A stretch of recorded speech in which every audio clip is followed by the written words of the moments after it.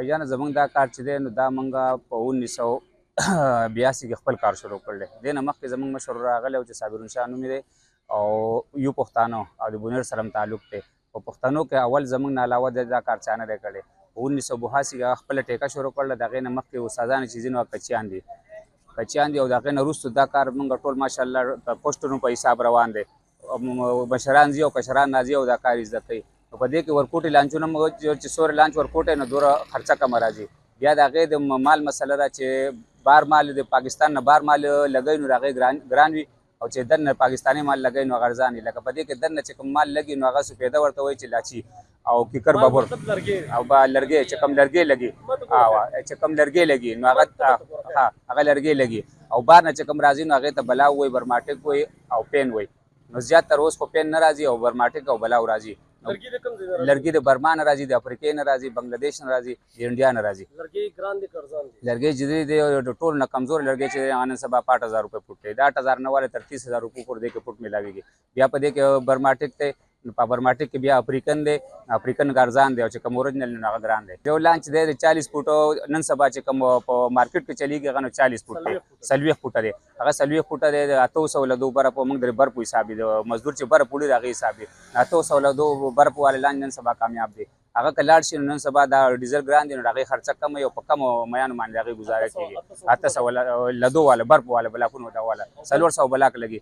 بیا د هغې د ډیزلو خرچه هم کموي او نوره د راشن خرچه هم کموي، ورځ هم کمې وباسي. لانچ چې څومره غټېږي د هغې د ډیزلو خرچه هم زیاتېږي، د راشن هم او وخت هم وباسي. لانچ په لانچونو کې چې په کوم دی ته ټولر وایي، دا ټولر کې چې کوم حسابېږي نو 48 فوټ 50 فوټ پورې د هغې نه چې بره بیا شي نو هغه په سردخانه کې راځي، په کارګو کې راځي. بیا کارګو په دې کې غټ چې راځي نو 150 فوټه پورې 1.5 فوټه پورې راځي نو هغه بیا د ډېر خرچې حساب دی. دې کې زموږ د پیشرۍ لانچونه چې ماهیګیرو لپاره استعمالېږي نو هغه په کال کې دننه تیارېږي. یو لانچ خرچه په تقریبا نن سبا په دې مهنګایي دور کې چې وځي نو 4.5 کروڑ روپو کې هغه بار د 4.5 کروڑ روپو باندې هغه تیارېږي چې په هغې کې ګوجیا، راشن او بره په هر شی لکه تیار شي بار وځي مزدورۍ له. بیا قسمت خپل لکه مزدوري وکړه که ونه کړه دغه د مالک خرچه وشوه. جی دا د لانچ قیمت په دې کې هم راغی، په دې کې د چکر ډیزل هم رالو، هر څه په دې کې دی تیار شو. موږ چې نن سبا چې را 40 فوټه لانچ جوړو نو دا د 2 کروڑ نه والې تر 2 کروڑ او 100 لاکو پورې په دې باندې دغه راځي خرچه راځي. جی جوړول خو ډېر د ګران په دې چې په دې کې ګرمۍ موسم هم راځي، وزني کار دی، د سړځای هم راځي. نو خو دا کار خو موږ له کول دي نو په دې کې بعضې کار داسې چې هغه د کرین نه علاوه موږ کوو نو په لاس وخېږو. په دې کې زیاتره د بجلی کار دی او چې بجلی نه نو هغه ټول کار موږ په لاس وکړو. د چینکپۍ کار دی هغه بیا په لاس وکړو، د کرین کار هغه په لاس وکړو. په دې کې ټول نه ورکوټه لرګی چې لګي نو هغه 4x4 دی. په دې کې 20 انچۍ 4 انچۍ داسې موټایي لګي نو وزن پرې زیات لګي دی لرګي. په 1991 کې هماغه کار شروع کړل. زما ورور چې کوم دی صابرون شاه نوم یې دی، صابر باندې مشهور دی، هغه په 1982 کې خپل د ټیکې کار شروع کړل. د سن مان تقریبا یې دی چې راغلی کله دی په هغې کې هغه چې د بل سره کار زده کولو باندې ټیم لګېدلی. اوس نن سبا اکثریت چې دی نو په پیشرۍ کې اکثریت د پښتنو دی، مالک هم پښتون دی، کاریګر هم پښتون دی او باپاري هم پښتون دی، ټرالۍ چلول والا هم پښتون دی. چې کوم بار سمندر ته ځي ناکوا چې ورته وایي. جی موږ لانچونه جوړو چې دې کې ټول نه وړوکی لانچ دی هغې ته بوټ وایي. د بوټ نه والې ته بره ټولر پورې دا ګوجې لانچونه چې دی بیا رجالي هم جوړو، سرخانه هم جوړو، کارګو هم جوړو او الحمدلله جوړ کړي هم دي تر ټورسه پورې. چې په دې لرګي کار کې چې کوم لانچ جوړېږي د لرګي نه هغه موږ جوړ کړي دي او جوړو.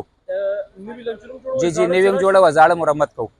هغه لرګی چې خراب شي نو دا سمندري الله پاک دی موږ باندې احسان دی. دا اوبه په میاشت کې 2 پیرې غټېږي، 2 پیرې وړې کېږي نو دا کنارې ته موږ دا لانچ بوځو نو دا اوبه وچشي په هغې کې موږ ته د دننه کار چې نه هغه وکړو. لرګی په بل څه کې زیاتره د ټرکونو دی باډو له ځي لاندې لا د دغه لا بیا په دې لانچونو کې لګي چې کوم لرګی د کار نور ځي سوځولو لپاره دي، جلانې لپاره دي.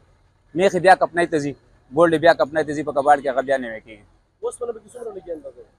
تقریبا په دې کې ټنونو په حساب سره لګي. یاره نن سبا خو چې دا میخ کم از کم لګي نو دا 4000 کیلو ته خو دا میخ رسي چې نټ بولډ کم از کم لرګي په دې کې بلاو چې لګي نن سبا په دې 40 فوټ لانچ کې نو دا 800 فوټه بلاو لګي او 2000 فوټه کیکر لګي، ببور چې ورته وایي، او سپېده لاچي چې ورته وایي نو هغه 2000 فوټه هغه لګي. دا نه منونو په حساب باندې لکه من او فوټ یو شان دی. دا تا ته چې مې ټیم په لانچ لګي کنه دا اوس کچه جوړېږي، دا بیا داسې پخېږي نو دې کې بیا اوبه دننه نه ځي. که هغه یو ته خېږي نو هغه تیارېدو کې لانچ خو خاطه به سړی خو به وي هغې کې بیا ټول څیزونه به دغه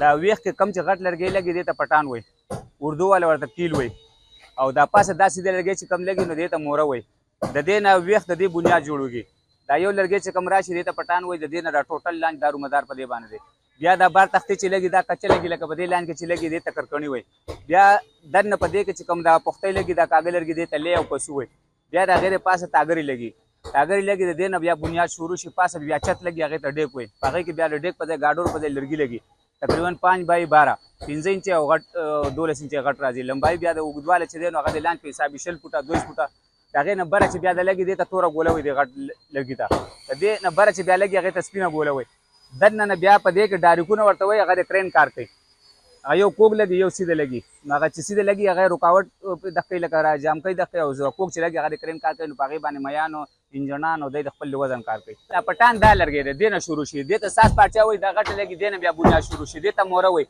په لانچ کې دا مین دوه لرګي دي د دې نه بغیر هر ځای چې ما چې هغه لانچ چلېدی شي خو دې نه بغیر نه شي چلېدی